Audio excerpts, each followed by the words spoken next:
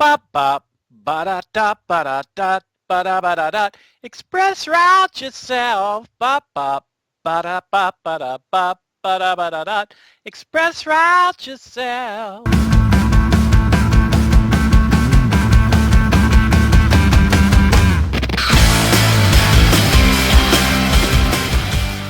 Hey guys, and welcome to the show. I really wish you guys could see some of the stuff that happens before we start recording because it's a lot of fun. Ryan, how you doing, buddy? I'm doing great. How are you doing today? I'm doing good. So today we're going to talk about ExpressRoute. I know we've had some high-level conversations about ExpressRoute before, but I think we're going to kind of dive in a little deeper today. Yeah, and it's a little bit harder to show because I don't actually have any connectivity here from my home or an office that I can actually demonstrate some of that. But we'll use some imagination to kind of walk through what's possible, and this kind of goes hand in hand with some of the stuff we talked about, and I think the episode 2 where we talked a lot about VPN connectivity. Yeah, absolutely. And so I don't know if it's handy, but do we want to show the people out there today why you don't have internet access? Yeah, sure. I think that's a great idea. So it looks like apparently somebody was trying to bury a deer with a backhoe. I wish I could say that were true. Unfortunately, the local utility company decided to play in the dirt out in my yard and managed to cut through not one, but both of my connections I have going to Comcast. So I definitely could have used some ExpressRoute connectivity here from my home today. So I've got it stitched back together with some shoestrings and bubble gum, so hopefully it'll keep going for the duration of our show. Yeah, you were saying that you went out there and spliced it together yourself. Yeah. Thankfully I had some compression connectors and the crimping tools and whatnot. So the wire nuts and bubble gum and. Yeah, exactly. Yeah, utility company was impressed. They said little gas soldering iron. Yeah. That probably wouldn't have been a good idea since they were working on the gas line. Yeah, no, that would be bad. All right. Well, that's cool. At least you got internet. That's right. Yep. So I got myself back up and running. So. All right. So let's get started. Show us what you got. Sure. Yeah. So just take a step back, and we've talked a lot about different ways that you can actually connect into Azure, over public connections. With some of the other episodes that we did, where we actually demonstrated, a virtual machine is running, we're remote desktop to it. Those resources have public IP addresses that are readily accessible on the public interwebs. And we also talked about VPN connectivity using an IPsec tunnel between a branch office or remote location into Azure, allowing you to bridge a private network into a private network in Azure. And what this slide is showing is that there's a lot of complexity involved in what actually lives in one of our Azure regions, comprising of many data centers. So we have typically when you think about a customer with a data center, they have a lot of pieces of equipment, maybe Cisco, F5, Palo Alto, different types of networking devices that a customer would actually use to actually connect one of their sites up to their data center or to a colo provider or insert whatever customer solution here. We've taken a different approach, and we have a software-defined network that allows us to achieve very high rates of speed across networks that customers define and configure through the Azure portal or through PowerShell, and whatever mechanism the customers want to use to connect up to us. And we connect all of our regions around the world with a very large optical network that we actually own and operate. We're pretty proud of that network. I think it's to the tune of many millions of literal miles of fiber that we own underneath the ocean and throughout different continents. Yeah, it's pretty staggering how much we built that out. So the benefit of that to our customers is they can leverage that connectivity that we have to be able to rapidly move data between from one Azure region to another. Which leads to what we're going to talk about today, where customers can use higher speed means to actually take advantage of that connectivity by connecting to us through, MPLS or multiple provider, type services where customers can actually have, in essence, a dedicated jack or port on to us, with a dedicated speed and an SLA that's centered around it. So when you think about using something like a VPN device, you're reliant on the internet connectivity, the pathways and routing tables. Different internet service providers are routing you through, different points of presence and so forth. And with a direct connection from a customer site to us using ExpressRoute, customers can take advantage of speeds up to 10 gigabits to allow them to connect up in a high rate of speed and take advantage of that high-speed interconnect that we have across different Azure regions. Wow. So almost as fast as physical local area networks. Yeah, but obviously within... And as fast as some. Yeah, that's right. I was going to say you can't speed up or can't make the speed of light go any faster. So right. Obviously, however far away that connection or that spot where you actually peer with us is, there could be some inherent latency. But yes, we have actually the slide kind of summarizes some of that. We actually have 35 locations that customers can actually peer into our network. And we have 3,500 ISPs that we work with, ISPs or exchange providers that we actually work with that you can use to, connect up to us. So just as an aside, I've worked with several customers now that have ExpressRoute, and I've looked at network traces from a lot of those networks. And the round trip time between their border router and us is actually very, very fast. What normally happens is that if there's a bottleneck, it's because they've got some sort of hardware in front of their border router, or behind their border router, I should say, that's right. doing like packet analysis or something along those lines that's slowing us down. Right. Yeah, some customers actually leverage ExpressRoute connections to be able to backhaul traffic back to, some sort of security appliance to do, like you said, some sort of packet inspection. So there's a lot of creative things you can do once you actually extend our network directly to the customers. Yeah, it's crazy fast. Yes. Yep. All right. So actually, let me just build this slide out since looks like the build was a little bit off on it. So, I already highlighted, some of the other mechanisms that you can use to connect: the point-to-site and site-to-site VPN connectivity, internet-based, no SLA. And then you compare and contrast that to, what we're talking about today with ExpressRoute, where there actually is an SLA, and, typically those, if a customer is using like a WAN provider or carrier like an AT&T or Verizon, there's actually a very high SLA, the multiple nines, a guarantee for that sort of circuit. And when we bring an ExpressRoute circuit to a customer, it's actually done so with a redundant port. So, I talked about there being up to a 10 gigabit, capacity that's available. If a customer were to procure that, we would actually have two 10 gigabit connections.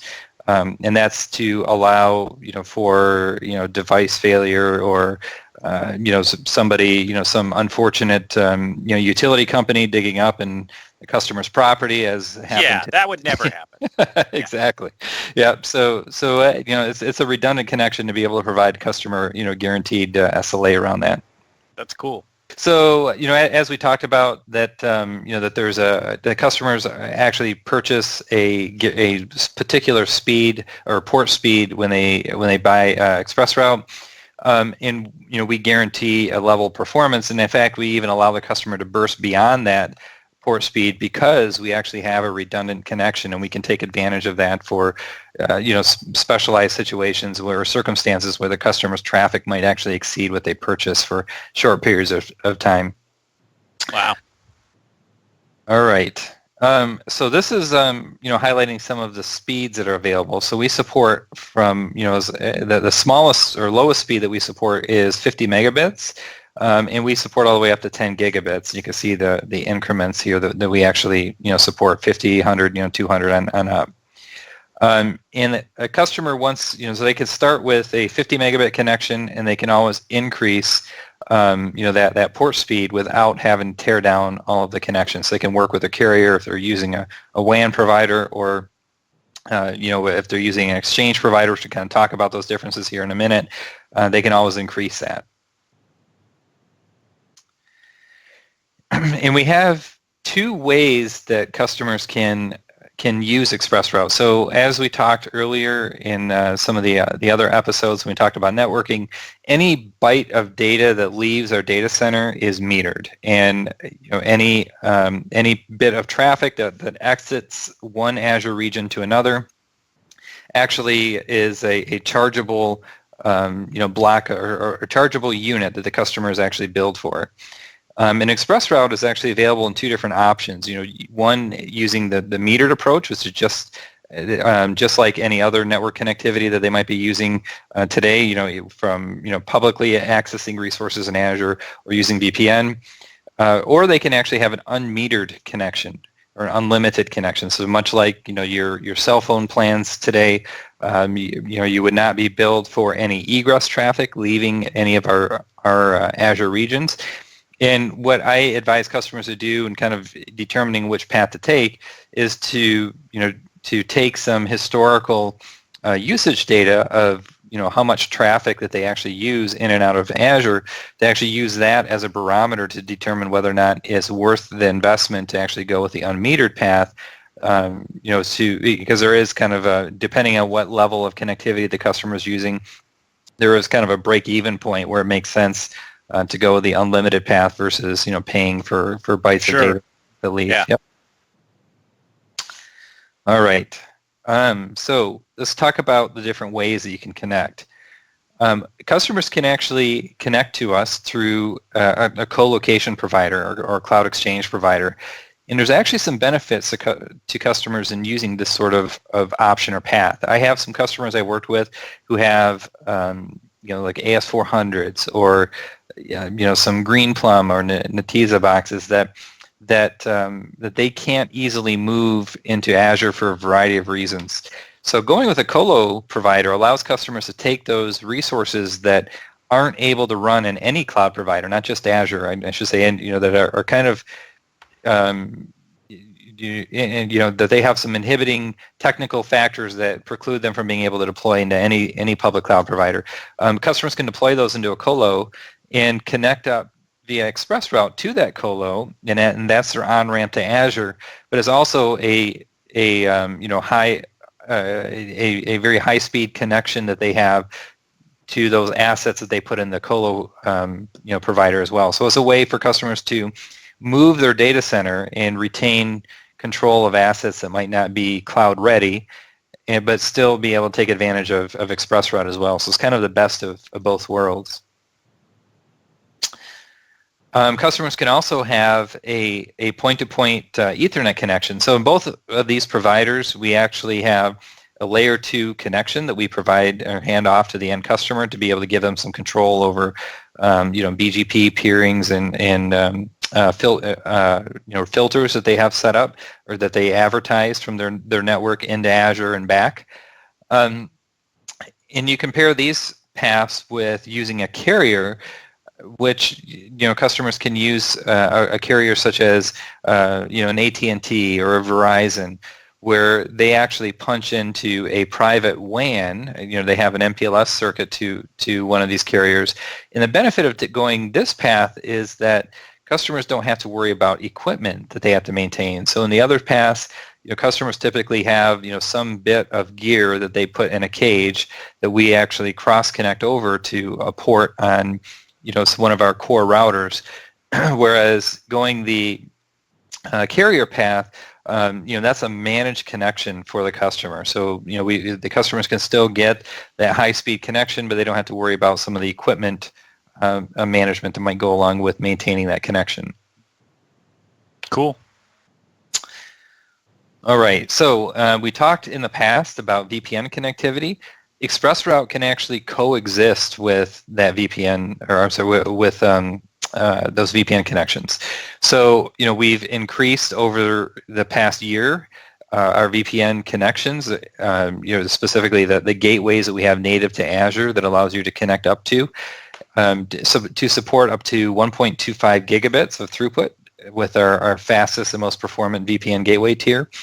So what customers can actually do is maybe they have a smaller branch office. It doesn't really necessitate the need to have a ExpressRoute, connection from 50 megabit to 10 gigabit, but they can just take advantage of the public internet connectivity all the way up to 1.25 gigabits. They actually connect up into a network that lives in Azure that they might be using to via ExpressRoute to a larger office location.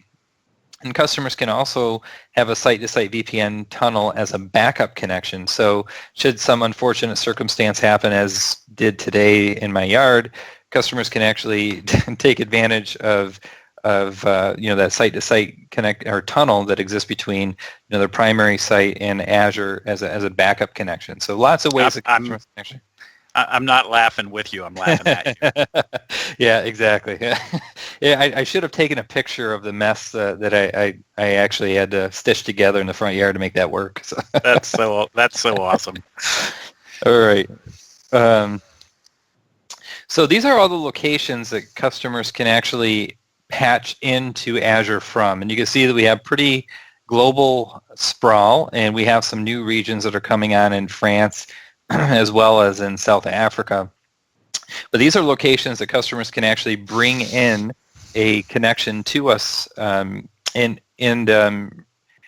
one benefit that customers can have as well in making use of an add-on feature to ExpressRoute, I'll talk about here in a minute, but I thought it'd be easy to talk about with a map. Let's say the customer had a location in the Netherlands and a location in Miami. Customers can actually have an ExpressRoute connection from the location in the Netherlands to our Amsterdam ExpressRoute connection or ExpressRoute gateway point, as well as one in Miami. And what we can do with an add-on called ExpressRoute Premium is we can actually backhaul traffic over our private fiber between those two locations. So, we're not really a carrier, but I guess, we can act as a carrier in some regards for being able to allow traffic from, Azure assets deployed in the Netherlands to Azure assets deployed in Miami would actually be backhauled over our private connection and not over the public internet. So it's just creative routing on our part. Yeah, exactly. Yep. So that's an option that a customer has to actually enable on that ExpressRoute connection called ExpressRoute Premium. That's cool. And we also have a number of sovereign clouds. I know you do a lot of work with different public sector customers here in the U.S. Yep. We have a number of locations that customers can actually use to be able to get onto our U.S. government cloud.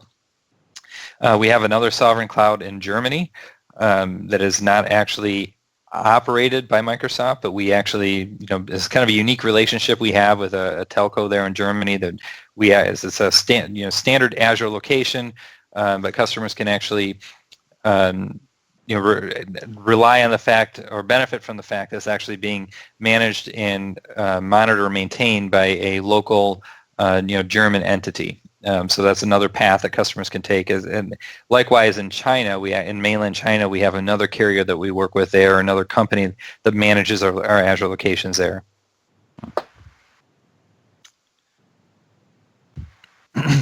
And this kind of shows a illustrative example where a customer might have a connection to a zone, which is all intents and purposes an Azure region, in another Azure region, and with that ExpressRoute Premium flag enabled, we can actually backhaul traffic between this customer location and that customer location over our network, as long as both of those locations have ExpressRoute connections into Azure from their respective zones. So it's assuming that using my earlier example, that the zone 2 could be in the Netherlands, the zone 1 could be in Miami, and we kind of bridge the gap across our network. Cool. All right. So I talked about that. So the final thing I'm going to talk about is how customers can actually take advantage of some peering options that we have when they're using ExpressRoute. So let's say that a customer has some PaaS services that they want to use in Azure, something like SQL Azure DB or Azure Blob Storage. Both of those services are public services that live in Azure, and to connect and consume those services, customers have to actually go outside of this private network, typically, using their internet connection to actually connect to some of those public services, some of those public, PaaS services we have in Azure. Customers can actually toggle something we have called the Azure public peering that actually allows traffic that's destined for those public services to ride over this ExpressRoute connection. So if a customer wants to have control or assurance or do any sort of monitoring or security inspection of that traffic, to those public services, it's a way that they can actually force that traffic to ride over that circuit as opposed to going outside of that circuit over the public internet. Likewise, they can actually, the blue path is actually where all of the typical traffic for the private networks they set up in Azure would actually traverse. So that would actually be kind of the default behavior of ExpressRoute if this peering wasn't enabled. And we also allow peering to some of our Office 365 services. So this is actually something that does require some pre-authorization and approval from the product team, because it's not typically a recommendation or it's not a configuration that we recommend, rather, because Office 365 services are public and they're best used over public internet connections. But for a variety of reasons, the financial institutions and so forth, there might be some customers that need to again have that traffic routed over some sort of monitored and secured link. And there are some exceptions to that rule, and we do allow customers to enable that as well. Cool. Yeah. That's awesome. Yeah. So one question that I do have, we've just read each other's minds. I thought that we were backing away from doing ExpressRoute to Office 365 implementations. Yes, we actually do not recommend it. It is something that, for some specialized circumstances that the product team can actually enable that. And the way that that's done is so if a customer actually is using Microsoft peering, like for CRM Online as an example, or Dynamics 365, we don't actually advertise the BGP headers or the traffic filters for Office 365 services. To be able to have that done is actually something the product team and engineering team has to get involved with to actually enable that for specific customer subscriptions. So there are some extenuating circumstances that customers may need to do that. But it is not recommended because, when you think about it, that we're now reliant now on this, potentially throttled connection for, things like Skype for Business, or, Outlook, using Outlook to be able to retrieve your email for Exchange Online and so forth. Sure. So the reason I'm asking that is because I just want to make sure that anybody watching this understands that if you're a customer and you're just curious about ExpressRoute, or somebody that's just watching this because you want to learn about ExpressRoute, or if you work for Microsoft and you're learning about ExpressRoute, I just kind of wanted to mention that because when you think of ExpressRoute, I really want you to be focused on thinking about Azure. Right. That's exactly right. That would be the best and most beneficial use case.